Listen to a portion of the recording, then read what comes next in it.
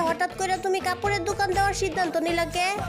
হ্যাঁ, উদ্বোধন 31 তারিখে উত্তরার 10 নম্বর সেক্টরের 1 নম্বর রোডে। আমি কইছি হঠাৎ করে তুমি কাপড়ের দোকান দেওয়ার সিদ্ধান্ত নিলা কে? অকারণে তো আর দেই নাই, কারণ আছে। কি কারণ? ওই রাস্তাঘাটে তো যদি কাপড় চোপড় কিনতে যাই, মাস শেষে যায় দিই 20,000, 25,000, 30,000 টাকা লাগা যায়। এর লাগে একটা কাপড়ের দোকান দিলাম। এখন এই জায়গা থেকে আমি আমার কাপড়ও কিনতে পারবো আর ব্যবসা তো চলবই। আচ্ছা তাইলে তোমার পরবর্তী চিন্তা ভাবনা কি? পরবর্তীতে একজন পুলিশ অফিসার হওয়ার চিন্তা ভাবনা আছে। পুলিশ কে?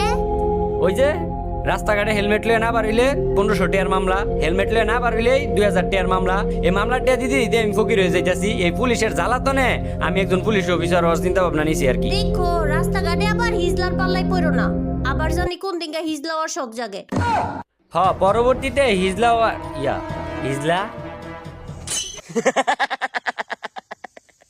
আমি তো পুলিশে আরে দেখ Yêu em, em, em, em, em, em, em, em, em, em, em, em, em, em, em, em,